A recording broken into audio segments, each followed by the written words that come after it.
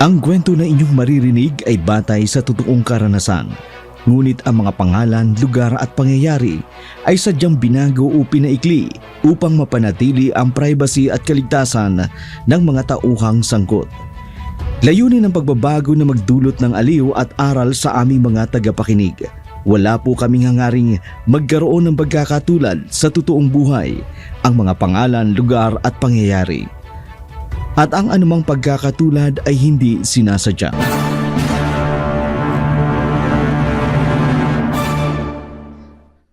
Sarah! Anong nangyari dito? Sarah, nasan ka? Parang nagkaroon ng matinding labanan sa lugar na to. Parang pinasok ng malakas na nilalang ang tiraan niya. Bakit ganito ang nangyari dito? Sirang-sira ang tiraan niya. Umalis na naman ba siya?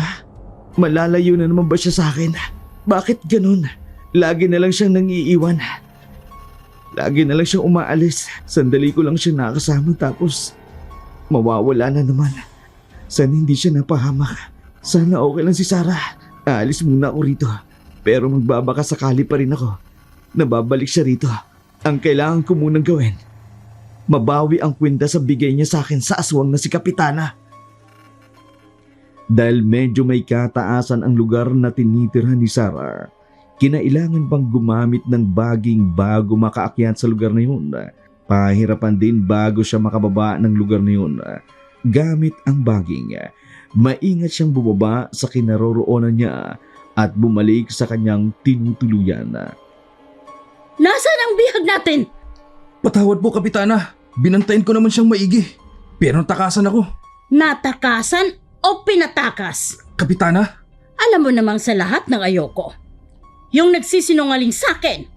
At ayoko nang wala sa akin ang katapatan. Gusto ko, sa akin ang katapatan. Kapitana? Ikaw, Junior. Chief? Sa akin pa rin ba ang katapatan mo? Patawarin mo po ako, Kapitana.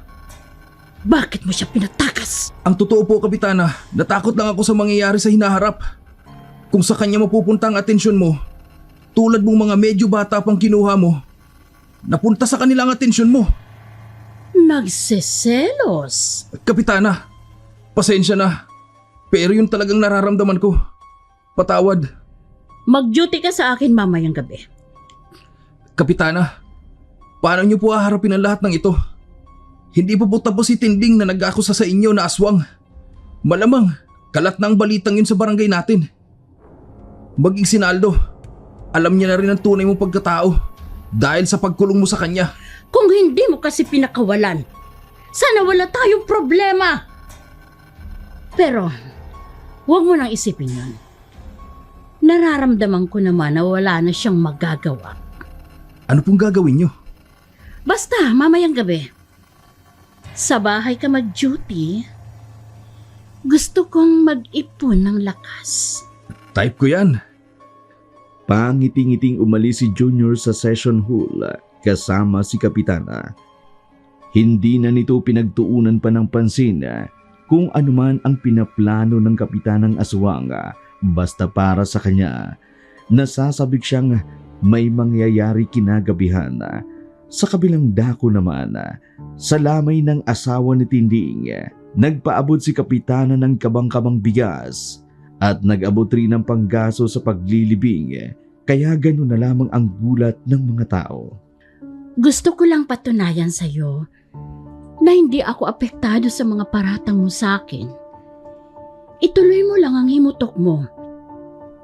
Kasi karapatan ng tao ang maghinaing. Basta hayaan mo lang ako sa obligasyon ng barangay na ipaabot sa'yo ang kaukulang tulong para sa asawa mo. Hindi ko kailangan yan. Huwag mo nang tanggihan. Isa pa, sasagutin ko naman ang pagpapalubing sa kanya. Ano to? Suhol? Hindi sana to suhol kundi abuloy. Tulad ng nasabi ko sa'yo sa barangay. Ituloy mo lang ang akusasyon mo sa akin. Nakahanda akong harapin ang lahat. Pakibaba ng 5 kabang bigas at ang mga dilata. Ganon ang mga biskwit at ilang groceries. Dito na. Ito na po. Tsaka, heto pagdamutan mo.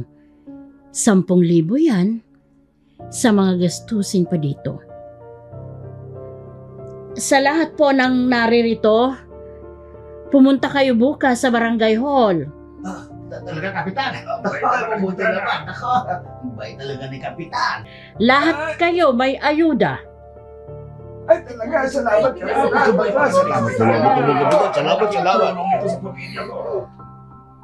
Tuwang-tuwa naman ang taga-barangay na nakikilamay ng gabing yun, habang si Tinding naman ay walang imiklang. Hinahayaan lang na ibaba ang mga ayuda galing sa barangay. Alam ni Tinding na pampalubag loob lang ito sa kanyang natuklasan, pero sa loob-loob nito, hindi nito mapipigilan ang nais niyang pagsiyasat sa relasyon ng asawa niya at ni Kapitana at ang pagpapalit nito ng anyo bilang aswang. Ang bait sa'yo ni Kapitana. Sana naman. Sana naman ano, Chief? Masyado na kasing sira ang pangalan ni Kapitana mula nung sugurin mo siya sa barangay hall. Para sa paratang na wala namang katotohanan. Hindi ako sinungaling. Kitang-kita ng dalawa kong mga mata ang pagpalit niya ng anyo. Kung hindi ko man siya nakuna ng ebidensya noon, sa susunod, sisiguraduhin ko, mauhuli ko rin siya at ikaw, Chief! Oh, ano naman ako? Oras na mapatunayan kung totoo ang kutob ko. Manda ka, idadamay kita. Kinukonsinti mo ang mga maling ginagawa ni Kapitana. Naturingan pa naman siyang high-ranking official. Ikaw, naturingang Chief Tanod, pero wala kang nagawa sa asawa ko. Hinayaan niyo lang siyang lapain ng aswang. Pero... Kung wala na kayong pakay, pwede ka nang umalis. Umalis na ang pinagsisilbihan mo. Bakit nandito ka pa? Sige, aalis na kami. May libing lang ang asawa ko. Hahanapin ko ang hustisya para sa sinapit ng asawa ko. Mananagot ang dapat na managot. Galit na galit si Tinding kay Junior at sa aswang na pumatay sa kanyang asawa. Hindi pa rin ito mapigilan ang kanyang nais, lalo na sa pagpaparatang kay Kapitana na aswang at karelasyon ng kanyang asawa. Kaya wala itong ibang sospek na maaaring pumatay sa asawa niya, kundi si Kapitana. Kinagabihan, huling lamay na ng tanod na pinatay.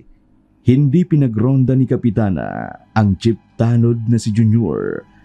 Pinaduty niya ito sa kanyang bahay. Malaki ang bahay ni Kapitana, 2 palapag, at meron pang rooftop, meron din namang underground. Dito niya dinadala ang kanyang mga bihag at binibiktima. Pagpasok ni Junior sa gate ng bahay ni Kapitana, kaagad itong hinila ni Kapitana papasok sa bahay niya. Dumiretso sila sa underground ng bahay at pumasok sa isang silid. Bakit ang tagal mo? Siniguro ko kasi na walang nakasunod sa akin. Mahirap na. Baka ma-issue tayo. Binata ka naman, di ba? Opo, pero... Huwag mo na nga akong pinupopo. 10 taon lang naman ang agwat ko sa'yo. Pero... Chief, basta ba maging mabait ka lang sa akin? Gawin mo lang lahat na nire-request ko sa'yo. Isasama kita sa alyado ko sa susunod na barangay eleksyon. Ikaw na lang ang tapat sa akin. Lahat ng kagawad ay kalaban ako. Kaya kung ayaw nila sa akin, mas ayaw ko sa kanila. Dito ka maupo sa harap ko. Sige po. Alam mo naman siguro ang nangyari sa barangay 143. Sobrang nagulo noong mga nakaraang araw. At ako, pinararatangan ako ng mga bagay na wala namang katibayan. Ay, ang hirap mang biktima sa ngayon. Kaya ikaw muna. Pwede? Teka, bakit ikaw naguhubad ng damit ko? Di ikaw ang maghubad. Sige. Oh, Junior. Ang katawan mo'y parang marmol. Ang sarap pisilin. At ang bango. Kahit ang iyong pawis ay nakakapukaw ng damdamin. Salamat po, Kapitana. Huwag kang yumuko. Ang mga pisngi mo, wala na akong sasabihin. Titigan mo ako. Alam mo, Junior, may isang bagay sa iyong katawan na talagang nakakatakam. Gusto mong malaman kung ano yun? Ngumiti ka naman. Para namang naninigas agad dyan.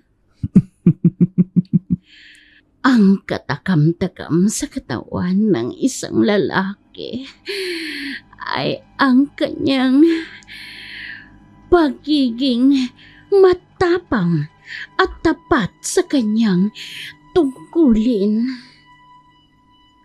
Samahan mo ako. Saan? Sa lugar na titirik ang iyong kandila. Tayo ng kandila. Uy, type ko yan. Sa isang napaka-safe na silid, pumasok silang dalawa lang. Sa tuwing nangangailangan ng laman si Kapitana, iniiwasan itong mambiktima ng mga tao. Kaya si Chief Tanod Jr. na lang ang kanyang laging pinagdidiskitahan. Tumagal din ng halos 1 oras sila sa silid na yun at nang lumabas si Junior, pawis na pawis sila at pagod na pagod pagkatapos ng kanilang ginawa. Dinala naman ni Kapitana si Junior sa isa pang silid kung saan ikinulong ni Kapitana si Naldo. Ganun na lamang ang kanyang pagkagulat nang makita ang isang babaeng ubod ng ganda na nakasuot ng puting-puting kasuotan na napakaamo ang muka. Ganun na lamang ang kanyang pagtatanong sa isip kung sino ang babaeng iyon. Sino siya? Isang bihag. Ngayon ko lang nalaman. Mahilig ka na rin pala ngayon sa babae. Tangi, anong akala mo sa akin, tomboy? Sino siya? At anong kailangan mo sa kanya? Bakit mo siya kinulong? Bakit hindi mo siya tanungin? Kapitana? Trip mo bang ganyang kagandahan? Ang ganda niya, Kapitana. Ang ganda niya talaga. Oras na makuha ko ang kapangyarihan niya, ibibigay ko siya sa'yo nang makatikim ka naman ng medyo bata-bata. Sigurado kayo, Kapitana? Ang ganda niya. Kailangan hindi siya makawala hanggang kabilugan ng buwan. Bakit? May kapangyarihan siya? Katulad mo rin siyang aswang? Actually, hindi siya aswang. Isa siyang halimaw. Hindi ba't pare-pareho lang yon? Magkaiba sila? Ang mga halimaw ay tulad ng maligno, engkanto, kapre, tikbalang, at iba pa. Hindi tulad ng aswang na karaniwang inilalarawan bilang may kakayahan na maging tao sa araw at maging aswang sa gabi. Ang mga halimaw ay maaaring may iba't ibang anyo o katangian na hindi pang tao sa anumang oras ng araw o gabi. Marami ka nang nalalaman. Bantayan mo yan. Wag na wag mong palalabasin. Saan ka pupunta? May pamiting si Mayor. Kailangan kong dumalo. Baka magbigay pa ng abulo eh. Sayang, makabalik man lang ang ibinigay kong 10,000 sa babaeng yun. Sige po. Ako nang bahala sa kanya. Sa susunod pala, kailangan may mangyari sa amin ng Naldo na yun. Ho? Oh, bakit nanlaki ang mga mata mo?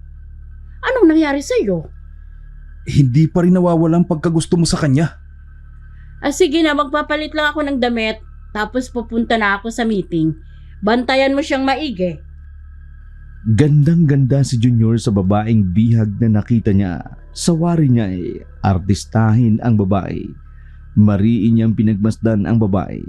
Nakatulog lang ito at hinintay niya hanggang sa magising. Sa totoo lang, nagka-interes siya sa sinabi ni Kapitana na ibibigay ang babaeng ito sa kanya kapag nakuha ni Kapitana ang kapangyarihan ng babae. Nagising ka na. Nasaan ako? Bihag ka niya. Palabasin mo ako rito. Hindi pwede. Papatayin ako ni Kapitana kapag pinakawalan kita.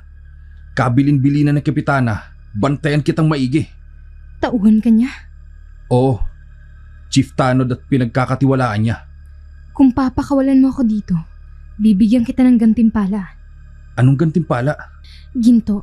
Gusto mo? Ginto? Oo.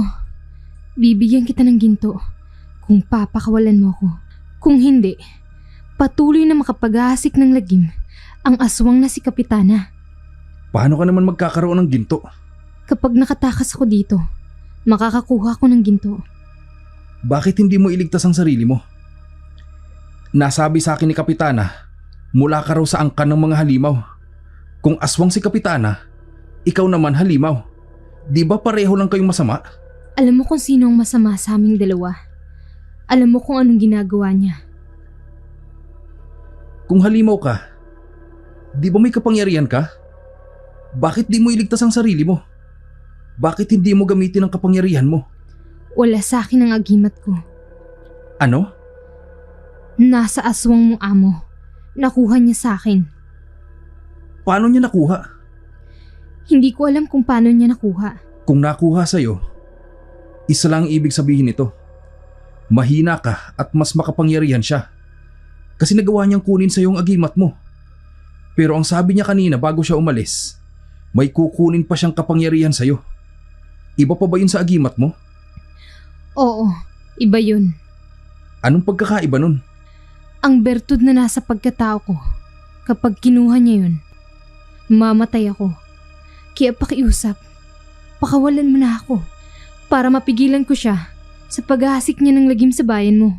Kaya ba ng konsensya mo na mawasak ang bayang ito ng isang aswang? Kapag pinatakas kita, ako naman ang papatayin niya. Ayoko mamatay. Kung mahuhuli siya, hindi ka na niya masasaktan. Iba na lang pagawa mo sa akin. Huwag lang patakasin ka. Dahil sigurado ako naman ang isusunod niya sa mga tanod na pinatay. Ayoko mamatay. Ayoko. Dahil sa takot, wala nang nagawa ang pakiusap ni Sarah na pakawalan siya. Naisip niya na yun na ang kanyang katapusan. Dahil kabilin-bilinan ng kanyang ama, wag na wag aalisin ang bertod ng pagiging halimaw dahil yun ang kanyang buhay. Kapag tuluyan ang nakuha ng aswang na si Kapitan ang bertod ng kanyang katawan, ito na ang magiging kamatayan niya. Samantala, kinumbinsi naman ni Nando si Tinding. Ang daming tao sa inyo. Huling lamay kasi ng asawa ko. Ang daming ayuda. Padala ni Kapitana. Anong plano mo ngayon? Pagkatapos ng libing bukas, Hanapin ng hustisya para sa asawa ko. nag-iskandalo ka raw sa barangay hall. Oo. Dahil kitang-kita ng dalawa kong mga mata ang pagpapalit anyo ni Kapitana. Teka sandali, Bakit? ang tinig mo. Ang tinig ko? Iyan, yung narinig kong tinig na nagsabing ligtas ako. Ang tumulong sa akin para makatakas ako sa pag-atake ng aswang na si Kapitana. Pwede ka bang makausap ng malayo-layo dito ng konti? Kahit saglit lang. Sige, Dun sa di kalayuan. mauna ka. Susunod ako. Sige. Sumunod nga ang babae sa di kalayuang itinuro ni Nando sa lugar na silang dalawa lamang ang makaririnig ng kanilang usapan. Nang makalayo na silang dalawa, nagpatuloy sila sa pag-uusap. Anong nangyari? Malakas ang aswang na si Kapitana. Nakuha niya ang agimat na bigay sa akin ni Sarah. Kaya pala malaya pa siya ngayon. Pasensya ka na kung wala akong nagawa. Huwag mo isipin yun. Ang mahalaga, ligtas ka. Babawiin ko ang agimat ko sa kanya. Kapag nabawi ko, hindi ako papayag na makuha niya pang muli yun. Ukulihin ko siya. Kailangan matigil ang pag-aasik niya ng lagim. Kaya lang may problema ako.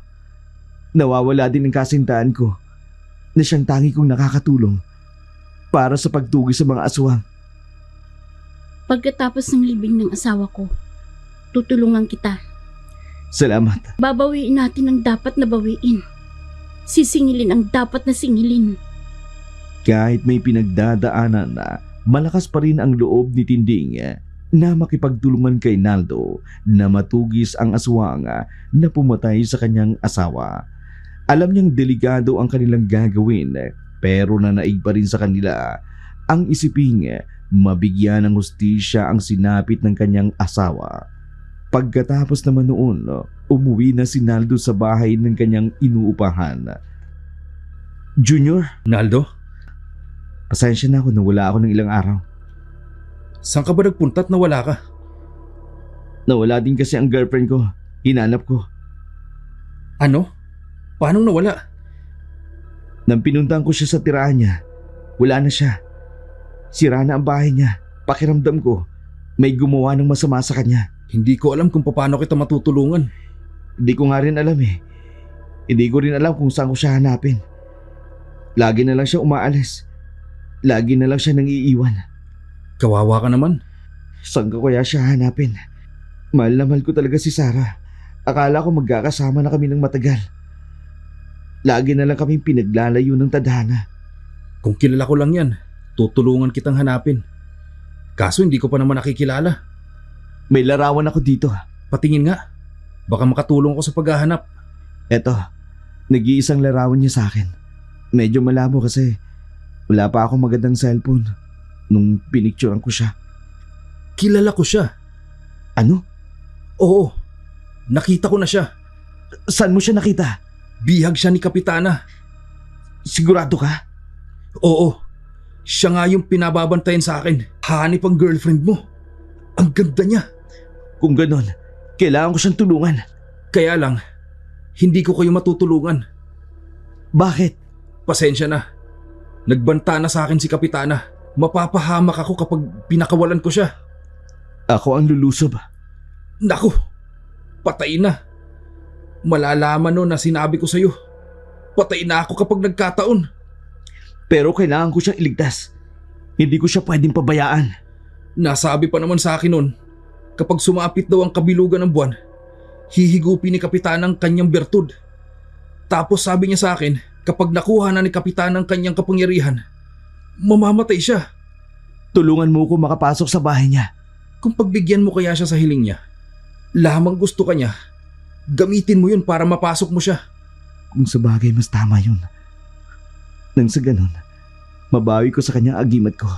Kundi, pareho kami mapapahamak ni Sarah. Natulala ka na dyan. Tama ang iniisip ko, hindi ba? Alam kong delikado, pero kailangan kong gawin. Gagawin ko rin ang aking makakaya para matulungan ka. Ano nangyayari sa akin? Junior, lumalabas ang mga malalaking ugat sa katawan mo. Nagiinit ang katawan ko. Hindi kaya nahawaan siya ng pag-aasawa ni Kapitana. Hindi ko gustong nangyayari sa akin. Parang hinahaluka yung tiyan ko. Parang may gumagalaw sa loob ng katawan ko. Humahaba ang kuko mo. Tumutubo din ang balahibo mo sa katawan. Nahawaan ka ng pagiging aswang. Hindi. Ayoko nito. Ayokong maging aswang. Nang makita mismo ni Junior ang pagbabago ng kanyang katawan, ang pagiging aswang, doon niya naalalang nakipaghalikan pala siya kay Kapitana. Kaya malakas ang kutob nitong si Kapitana may kagagawan ng pagiging aswang niya. Hindi nito malaman ang gagawin.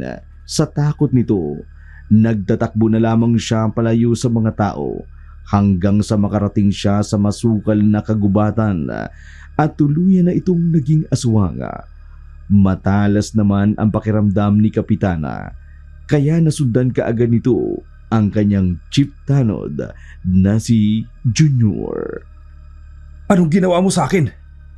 Tumalab na ang kapangyarihan ng aswang. Kakampi na kita ngayon. Wala na akong pangamba na tatraidorin mo ako. Kaya ngayon, wala ka ng ibang gagawin. Kung di ang sumunod sa akin. magkasama tayong maghahasik ng lagim. Hindi. Ayokong maging ganito. Alisin mo sa akin ang sumpang to ng pagiging aswang. Ayokong maging katulad mo. Wala naman sa usapan natin na gagawin mo kung aswang. Wala ka nang magagawa. Yan na ang kapalaran mo. Wala ka nang magagawa. Yan na ang kapalaran mo, Junior. Ikaw nang magiging asawa ko. Katuwang sa lahat ng gagawin ko. Alisin mo sa akin ang pagiging aswang ko. Ayokong matulad sa inyo. Wala akong kapangyarihan para alisin yan. Ayaw mo nun? May kakaiba kang kapangyarihan? Magagawa mo ang gusto mo. Ang lakas mo'y lakas ng halos 10 tao. Kaya walang makakapanaig sa'yo. Bakit mo ginawa sa akin to? Dahil anumang oras, baka mawala ako sa paglilingkod ko bilang kapitana ng barangay na ito. Inihahanda lang kita. Sakali mang dito ako manirahan sa gubat na ito, may makakasama ako. At ikaw yun, Junior. Ayoko! Tayo na. Sa bahay na tayo, Junior. Bakit hindi ko kaya siya matanggihan? Bakit parang gustong gusto ko na siyang sundin? Ano tong nangyayari sa akin? Bakit ako nagkakaganito? Wala nang nagawa pa ang Chiptanol kundi sundin ang iniutos ni Kapitana. Wala itong kaalam-alam na sa pagpayag nitong gawin ang kanyang kamunduan, nahawaan ito ng pagiging aswang ni Kapitana. Biglang naalala ni Junior ang sinabi ni Sarah. Ang layunin nitong paghahasik ng lagim sa kanilang lugar. Gusto niya sanang tulungan si Naldo pero wala na siyang magawa dahil hawak na siya ng kapangyarihan ni Senya, ang kapitan ng aswang sa barangay 143. Kumusta ka? Pakawalan mo ako rito. Dahil kapag nakatakas ako rito, humanda ka sa akin. Iyan ay kung makalalabas ka pa dyan. Oras na makabawi ako ng lakas, dudurugin kita. Tingnan natin kung makabawi ka pa ng lakas. Anong gagawin mo? Junior, Kapitana, i-switch on mo ang heater ng silid niya. masusunod po. Anong ginagawa mo? Alam ko na ang labis na init ay magpapahina sa inyong mga halimaw. Itigil mo ang ginagawa mo. Ano? Makababawi ka pa ba ng lakas ngayon? Nasaan ang tapang mo? Kanina ang tapang-tapang mo. Parang kakainin mo ako. Ngayon, nasaan na ang tapang mo? Ilabas mo ang tapang mo! Itigil mo yan! Kapitana, butil-butil na pawis nang lumalabas sa kanyang noo at sa buong katawan niya. Baka tuluyan siyang manghina kung hindi natin ititigil ang heater sa silid niya. Baka mamatay siya. Kilala mo ako, Junior. Kailanman hindi ko pinaliligtas ang sino mang babalakid sa aking balak. Walang sino man makapipigil sa akin. Tama na! Itigil mo na to! Magmakaawa ka pa. Yung mahabag talaga ako. Gusto ko yung kaawa-awa talaga. Nakikiusap ako. Mangako ka ng gagawin na pwede kong mapakinabangan. Hindi kita guguluhin. Maniwala ako sa'yo. Manghihina ka. Hindi ko papayagang makabawi ka ng lakas. Dahil bukas kabilugan ng buwan, may sasagawa ko na ang plano ko. Makukuha ko ang iyong kapangyarihan, bertud ng aswang at kapangyarihan ng halimaw.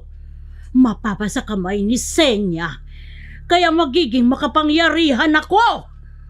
Kahit pa sa mga gabo ng aswang, hindi nila ako matatalo. Gagawin kong mga alagad ang sino mang taong naririto. Magiging kampong ko silang lahat upang ang lugar na to pamuhayan ng mga aswang. Dahil sa heater sa loob ng silid ni Sarah, lalo itong nagpahina sa kanya. Dahilan para hindi na siya makabawi pa ng lakas. Nasa kamay na din ni Kapitana ang kwintas ng isang halimaw na may kakayahang mawala sa paningin ng iba at may kapangyarihan panlaban sa mga aswang. Samantala, sa kabilang dako naman, nailibing na ang tanod na pinatay ni Kapitana, kaya kinausap ni Naldo ang asawa nito na siyang makakatulong niya para sa pagbawi kay Sara. Nailibing ng asawa mo. Ang sakit-sakit para sa akin ang sinapit na ito ng asawa ko. Ang lalong masakit, hindi tao ang may gawa nito, kundi isang aswang. At ang higit na masakit, nagkaroon pa sila ng ugnayan ng aswang na yan. Alam ko, ginamitan niya ng itim na kapangyarihan ng asawa ko, kaya ito naakit sa kanya. Bakit mo alam? Sumanggo niya ako sa albularyo. Nadalubhasa sa pagtataboy ng mga aswang. Sa kanya ko nalaman na si Kapitana ay isang tik-tik na aswang. Sila ang mga aswang na nagkukunwaring malaking ibon. Gumagamit ng mga tunog upang lapitan ang kanilang binibiktima. Sila ang mga kadalasang tinatawag na manyaki sa aswang. Dahil bago niya kainin ang biktima niya, hinahalay niya muna. Posibleng yun ang ginawa niya sa asawa ko. Malamang. Teka, paano mo nalaman yan? Aswang hunters ako. Inaral ko ang iba't ibang uri ng mga aswang para madali ko sila mahuli. Kaya lang ngayon, nabigla ako sa uri ng aswang. Lubha siyang malakas at maliksi. Madali niya ako naipatumba. Hindi ko na malayan. Ngayong nailibing ng asawa ko, sisimulan ko ng paghihigante. Kung hindi ako pakikinggan ng mga pulis at ng mga tao, ako ang susulong ng hustisya para sa asawa ko. Sasamahan kita. Sige. Higit na malaki ang magagawa ng dalawa kesa nag-iisa.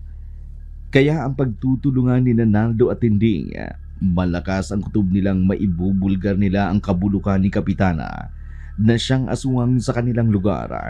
Dahil magaling itong magtago, kaya malaya itong nakapaggagala sa kanilang lugar at nakapangbibiktima.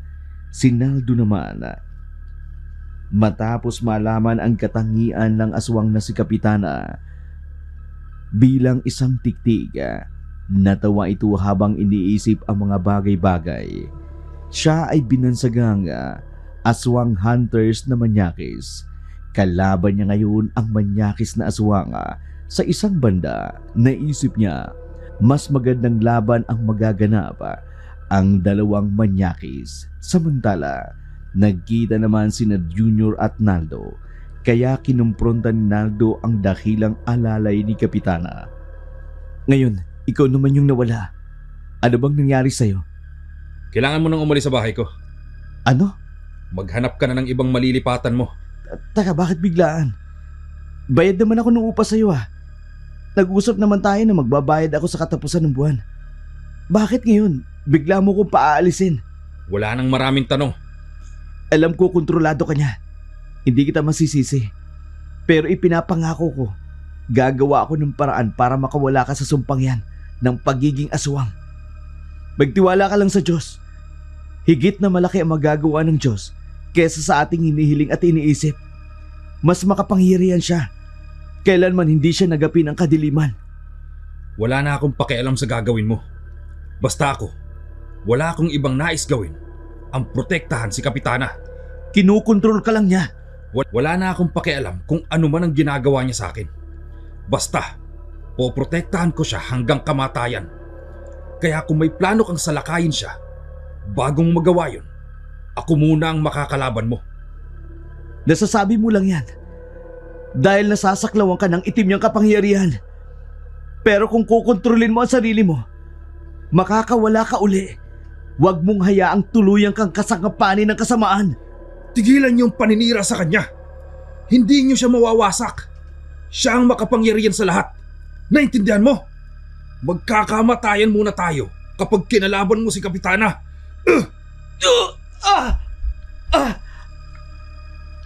Naldo, Nakalayo na siya. Ang lakas niya. Tumilapong ka nang itinula ka niya. Bakit bigla siyang naging ganun? Bakit bigla siyang naging malakas? Hindi na natin siya kakampi. Galamay na siya ngayon ni Kapitana.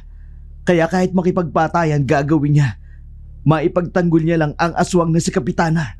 Malakas lang siya. Pero wala siyang laban sa buntot pagi at baril na dala ko. Bakit may dala kang baril? Hindi akin to. Kanino yan? Sa kaibigan kong albularyo. Kung lubhang malakas daw ang aswang, kailangang gamitan ng baril. Pero baka makasuhan ka. Wala kang lisensya sa paggamit ng baril. Huwag kang mag-alala. Hindi ko gagamitin yan kung matatalo ang aswang ng buntot pagi. May alam ako mas mabisang paraan para matalo ang mga aswang. Ano? Kahit meron tayong mga kagamitan na yan, higit sa lahat, ang taimtimang pagdarasal. Ang higit na mabisang paraan para sa kanila. Kaya hinihiling ko sa'yo, bago tayo sumalakay sa kanya mamaya, magdasal muna tayo dahil mas makapangyarihan ang pagdarasal kesa sa kalaban natin. Kakaiba ka sa mga aswang hunters na nakilala ko. Sapagkat naniniwala ako, sa pamamagitan niya, nilikha ang lahat ng bagay na nasa langit at nasa lupa. Ang mga bagay na nakikita at ang mga bagay na hindi nakikita. Maging ang mga trono o pamamahala o ang mga pamunuan, ang mga may kapangyarihan. Lahat ng bagay ay nilikha niya sa pamamagitan niya at para sa Diyos. Sige. Sang-ayon ako. Tamang lahat ng mga sinabi mo. Handa ka na ba? Oo. Handang-handa na ako. Bago mag-alas 5, tutungo tayo doon.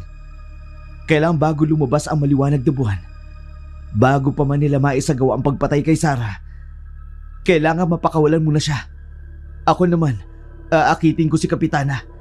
Yun ang kahinaan niya, ang mga lalaki. Kaya gagamitin ko ang aking kagwapuhan para malinlang siya. Baka magaya ka kay Junior. Hindi. Hindi ko papayagang magdikit ang mga labi namin. Hindi ko papayagang malawayan niya ako. Sige. Para sa asawa ko. Para sa kasintahan ko. Kasado na sila sa pagsalakay sa bahay ni Kapitana dahil sa hindi naman sila makahingi ng tulong sa mga pulis. Dahil hindi naman naniniwala sa kanila na aswang nga si Kapitana. Kaya sila na lang ang gumawa ng paraan. Umaasa sila na sana isa sa mga 4 na kagawad na hindi kaalyado ni Kapitana ang maniwala sa kanila. Samantala, nakarating naman kay Kapitana ang plano ni Naldo, kaya galit na galit ito. Gawin mo ang lahat ng paraan. Huwag nilang mahadlangan ang gagawin kong paghigop ng kapangyarihan ng halimaw na ito. Kapag nahigop ko ang kapangyarihan niya, wala nang makakatalo sa atin. Sige po, Kapitana. Humanda ka mamaya. Maligo ka at magpabango. Bakit? Wala na akong nabibiktimang lalaki ngayon. Kaya ikaw na naman ulit. Bago ko gawin ang seremonya, kailangan makaranas muna ako ng sarap. Kung ano pong makakapagpasaya sa inyo, nakahanda akong gawin, Kapitana. Magaling! Kakampi na nga kita. Wala akong ibang hangad kundi ang mapasaya ka at mapaglingkuran. Puprotektahan kita, Kapitana. Siguro, huwag mo na akong tawaging kapitana. Yamang aking ka na. Tawagin mo na lamang akong Senya. Lambutan mo lang para may lambing. Ang pagbanggit ng Kapitana ay paggalang. Kung ganon, huwag mo na akong igalang. Huwag mo akong irespeto. Tawagin mo ako sa pangalan ko. Senya? Yan. Magandang pakinggan. Lalo na, sexy ang pagkakatawag mo sa akin. Tawagin mo nga uli ako ng sexy pagtawag sa pangalan ko. Senya? Oh, Junior. Bakit pumipikit-pikit ka? He! Sige na. Igapos mo na ang babaeng yan. Maya-maya lang, sisimulan ko ng seremonya. At tandaan mo, Junior, kapag nakuha ko na ang kapangyarihan niya, bago man siya mamatay, ibibigay ko muna siya sa iyo bilang pabuya sa katapatan mo sa akin. Sinunod niya ni Junior ang utos ng kanyang among si Kapitana. Itinali nito ang hinang-hinang katawan ni Sarah dahil sa tindi ng init sa loob na siyang nagpahina sa babae. Pagkatapos maitali ang paa at kamay ng babae, dinala ito sa silid na pagsisiremonyahan ni Kapitana. Ganun na lamang ang reaksyon niya ng paggising ni Sarah. Nakatali na ang kanyang mga paa at kamay. Kumusta ang halimaw? Handa ka na bang isuko sa akin ang kapangyarihan mo? Hindi mo makukuha sa akin ang kapangyarihan ko. Paano ka na kasi sigurong hindi ko nga makukuha? Hinihintay na lang natin ang paglabas ng buwan upang maging malakas ang kapangyarihan ko. Dahil ang kapangyarihan naming mga aswang ay nanggagaling sa liwanag ng buwan. Higit na makapangyarihan at malakas sa mga halimaw kaysa sa mga aswang. Kaya, hindi ka magtatagumpay. Hinang-hina na nga ang katawan mo. Ang lakas pa rin ng loob mo magmayabang sa akin. Kung umanib ka na lang sa akin, magkasundo na lang tayo sa paghasik ng lagim sa lugar na ito. Ibabalik ko pa ang agimat mo. Pero ang bertud mo, hihigupin ko para maging malakas ako. Kahit kailan, hindi ako aanib sa'yo. Hindi ako katulad mo na mambibiktima ng tao. Hindi ako katulad mo na nambibiktima ng mga tao. Iba ako sa inyo.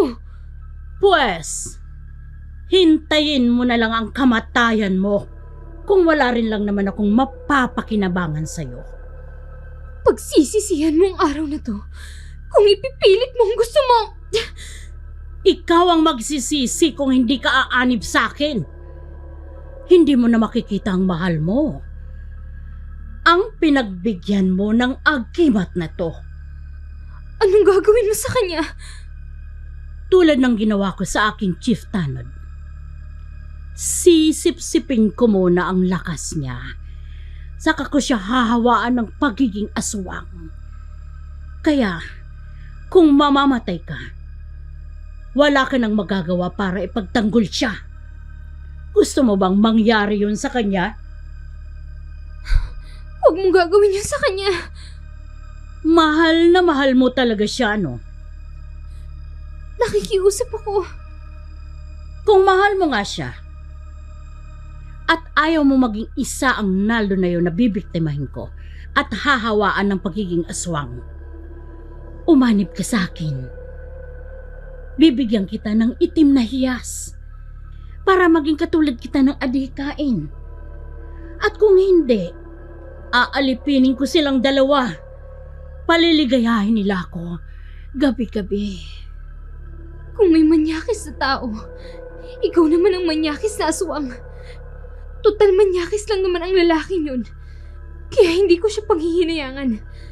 Akinin mo siya ng buong buo. Pero kahit kailan, hindi ako aanib sa kagustuhan mo. Ang mga halimaw ay katuwang sa pagpapanatili ng balanse ng kalikasan. Hindi mo naman pala mahal ang lalaking yun.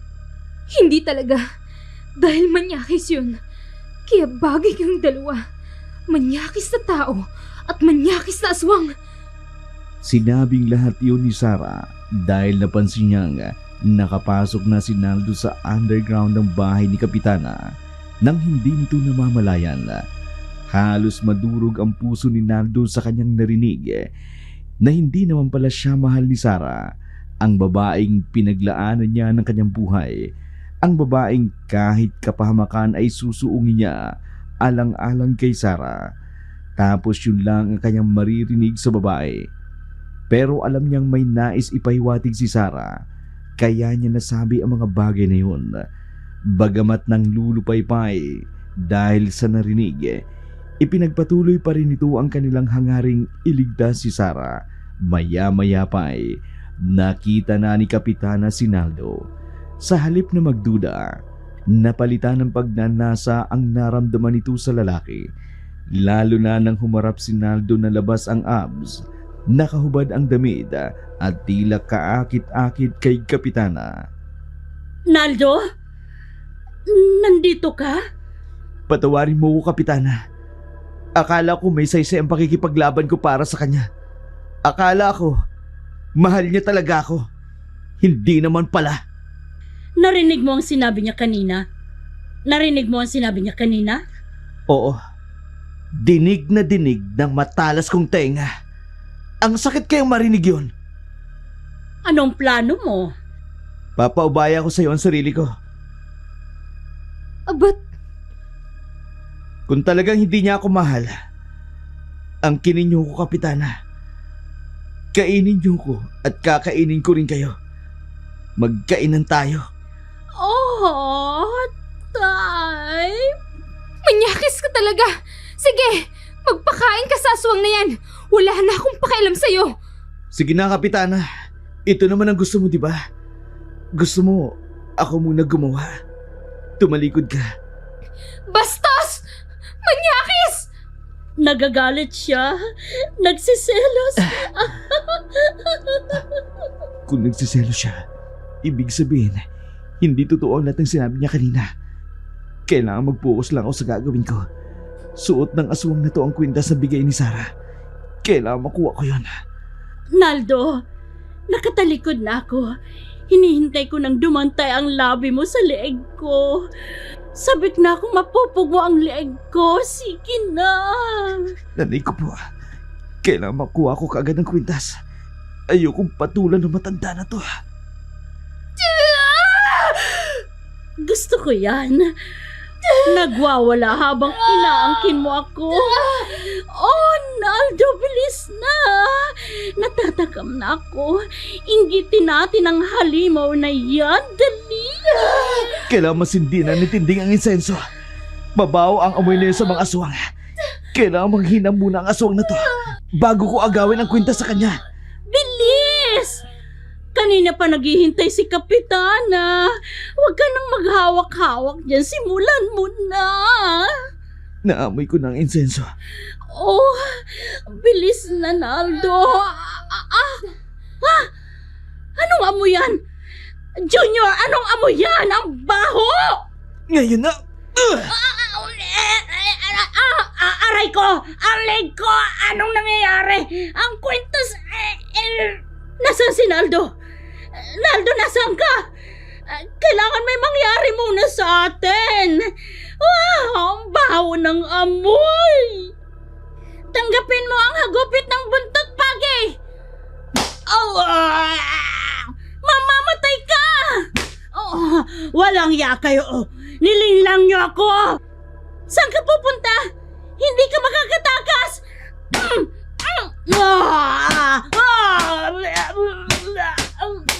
Pinatay mo ang asawa ko! Kaya mamamatay ka rin! Papatayin kita! Halos mamilipit sa sakit si Kapitana sa paghahambalos ng budot paging dala ni Tinding. Galit na galit naman habang namimilipit sa sakit ang aswang. Habang pinaghahambas ni Tinding si Senya, sinamantala naman ni Naldo na pakawalan si Sarah at ibigay ang kwintas na nabawi nito sa aswang. Aniya, mas may magagawa siya na magamit ang agimat na bigay nito. Subalit hindi na tinanggap ni Sarah ang kwintas, bagkus ibinalik ito kay Naldo dahil nanumbalik na rin ang kanyang lakas. Samantala, sa galit naman ng aswang, mabilis nitong dinaluhong si Tinding. Mabilis itong dinaluhong si Tinding at nahawakan ito sa liig kahit namimilipit pa ito sa sakit. Galit na galit itong sinakal ang babae. Pakialamera ka! Papatayin kita! Bago mo magawa yan, uunahan kita! Matapang kang babae ka. Sige, subukan mong lumapit. Sasabog ang bungo mo sa baril na to. Matapang ka. Kaya pala matapang din ang asawa mong pinatay ko. Pareho kayong dalawa. Kung inaakala mo na matatapos mo na lang ang buhay ko, sa ganyang paraan. Nagkakamali ka! Ako si Senya, ang makapangyarihang tik-tik na aswang! Hindi basta-basta matatalo ng sino man! Kung ang mga kakaibangang nilalang hindi ako napatumba, ikaw pa kaya na tao lang? Dami mong satsat! Nawala siya! Gamit ang itim na kapangyarihan ng aswang ni Senya, nawala ito sa paningin ni Tinding. Maingat naman itong pinagmasdan ang paligid, pero dahil sa mabilis ang aswang, nagpakita ito. Hawak na muli nito ang kamay ni Tinding. Aktong inaagaw ang baril. Nakipagbuno naman si Tinding. Dang mga oras na yun, nakawala na rin sa pagkakatali si Sarah at mabilis na nanumbalik ang dati nitong lakas. Ikaw ngayon ang mamamatay! Ang lakas mo!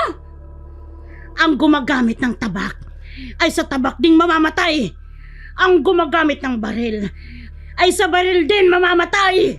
At ang aswang mamamatay sa kamay ng aswang hunters! Ano? Tanggapin mo ang hagupit ng buntot bagip! Tinding, puntaan mo si Sarah. Tatapusin ko lang ang aswang na to. Nagsama-sama pa kayo. Sige na, bilisan mo na. Hindi ka makakatake sa akin! Tinding, sige na. Dinaldo, hindi ako aalis dito hanggat hindi ko napapatay sa mga kamay ko ang aswang na yan. Huwag mong dungisan ang kamay mo sa walang kwentang nilalang na yan.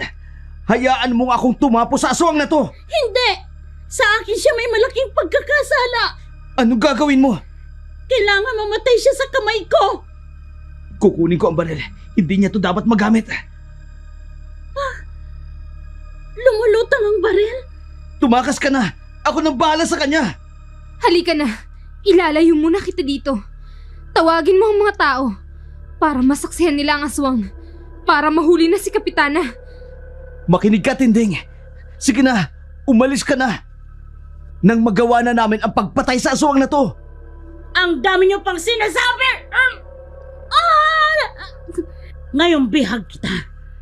Tingnan ko lang kung maligtas ka ng aswang hunters na to. Pagsisisihan mo ang araw na to. Dahil sa harapan mo mismo mamamatay ang kapwa mo tao. Papatayin ko siya na wala kang magagawa. Bitiwan mo siya. Huwag mo siyang papatayin. At sino ka para utusan ako? Tingnan mo kung paano ko siya pugutan ng ulo. Ang lakas niya! Hindi ako makawala sa pagkakahawak niya sa akin. Sabi ko na sa'yo kung nakinig ka lang sana sa akin, mapapatay ko na sana ang aswang na yan. Tanggapin mo ang kamatayan mo!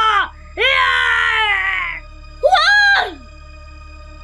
Napapikit na lamang si Naldo nang makita nitong itatarak na ng aswang ang matulis nitong kuko sa liig ni Tinding. Kitang-kita ni Naldo ang pagbatak ng dugo sa sahig. Tiningnan din ni Naldo si Tinding. Nakaluhod ito. Mula ibaba hanggang pataas ang tingin ni Naldo. Nang mapadako ng tingin sa ulo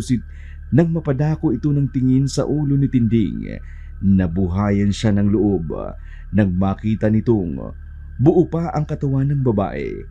Samantalang sa katawan ni Senya, matulis na armas ang tumago sa katawan. Umaagos ang dugo sa katawan nito. Wow! Sarah! Nagbalik na ang lakas ko, Naldo. Saan galing ang matulis na parang blade na yun? Sa aking pakpak. Puti na ang pakpak mo. Hindi na itim. Nanaigang dugo ng pagiging halimo sa akin kaysa sa pagiging mandurugo ko. Buhay pa ako! Hindi pa ako patay! Iniligtas ka ng mahal ko. Salamat sa inyo. Akala ko katapusan ko na. Nawala siya. Umalis na tayo sa lugar na to. Umalis na tayo sa lugar na to. Mas marami siyang magagawa dahil nandito tayo sa kanyang lungga. Pero kung makakalabas tayo, hindi niya tayo mapipinsala. Bilisan niyo na! Lumabas na tayo rito! Nagmamadali nga silang lumabas sa lungga ni Kapitana. Samantala, nawala naman bigla sa kanilang paningin ang aswang na si Kapitana. Pero alam ni Sara kung paano masusundan ang aswang dahil sa dugo nito. Hindi man nila makita ang aswang, pero ang dugo nito ay hindi maitatago sa lupa. Mas sinikap nilang makalabas muna ng underground ng silid ng bahay ni Kapitana para magawa nila ang dapat nilang gawin. Sa kabilang dako naman, karga ni Junior si Kapitana para ilayo kina Naldo at Sara. Kaya nang sundan ni Sara ang bakas, wala na itong makita. Kaagad na nilinis ni Chief Tanod Jr. ang bakas ng dugo ni Kapitana at dinala ito sa liblib na kagubatan upang mailayo sa pagtugis ni Sara at Naldo. Hinang-hina na ho kayo. Napatamaan niya ko ng kanyang matulis na pakpak na parang blade. Buti na lang, hindi tumago sa puso ko. Kaya nabuhay pa ako. Paano kayo makakabawi ng lakas? Ikaw, Anong ako? kailangang sumiping ka sa akin para makadama ako ng lakas. Kapag nakaramdam ako ng lakas, mapapagaling ko ang sugat ko sa aking katawan. Kapag magaling na ako, muli ko silang masasalakay. Akala ko malakas kayo. Natalo kayo ng mga yon. Bakit tinayaan mo ang babaeng iyon na makapasok sa silid ko? Kung paano kayong nanghina sa insenso. Ganon din ang naramdaman ko nang maamoy kong insenso dala ng asawa ni Tanod. Nahilo na ako. Hindi ko na namalayan na nangyari. Dati ang bango-bango sa akin ng amoy na yun. Pero kanina, parang umiikot ang paningin ko. Aswang ka na nga. Patawad kung hindi kita na ipagtanggol kanina. Bumawi na lang tayo. Sige.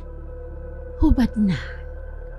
Ang similya ng isang lalaki ang nagpapalakas kay Kapitana bilang isang tiktik na aswang na tinaguriang manyakis na aswang. Habang kapwa nila pinagsasaluhan ang kaligayahan, siya namang paglitaw ng kabilugan ng buwan na kanina pa sana hinihintay ni Senya. Muling lumakas si Senya, naging mas mabagsik pa ito at nang makabawi ito ng lakas, naisa na nitong salakayin si Sara at Naldo pero pinigilan ni Junior. Sa kabilang dako naman, nakabalik ng ligtas si Tinding sa kanila. Bakit ganyan naman ang ayos ng mukha mo? Naisip ko lang yung ginawa mo sa matandang aswang na yun. Niyupos-yupos mo pa ang kanyang katawan. Nakakadiri. Manyakis ka talaga. Wow, Anong wow dun? syempre dahil nagsiselos ka, kaya masaya ako. Hindi ako nagsiselos. Ano yung reaction mo? Bakit ganyan? Nakita ko kaya. Hahalikan mo na ang leg niya. Ikaw naman. Alam mo naman kung bakit ko ginawa yun. Kailangan ko siyang linlangin para mabawi ko ang agimat. Kung hindi ko ginawa yan, di sana kapwa na tayo pinatay ng aswang na yun. Wala na sana tayong nagawa. Sige na. Pero ewan ko ba? Hindi ko lang maiwasan ang hindi masaktan. Naiinis akong nagagalit kanina. Mula ngayon, liig mo lang ang hahalikan ko. Promise. Beswag! Ay, Diyos ka, Beswag! Oh, Beswag! Ay, Beswag! Beswag! Saan kayo? Hindi!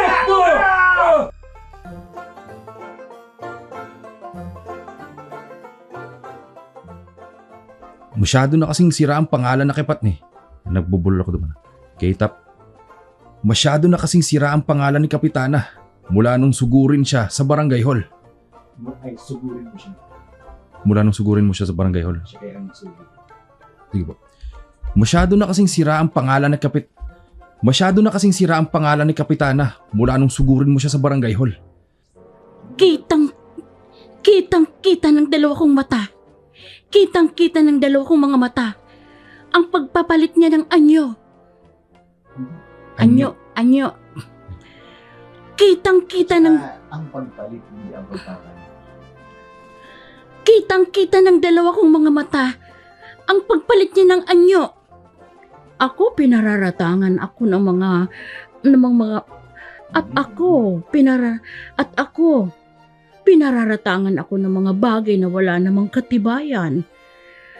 Tapos sabi niya sa akin, kapag nakuha na ni Kapitan ang kanyang kapangyarihan, mamamatay siya.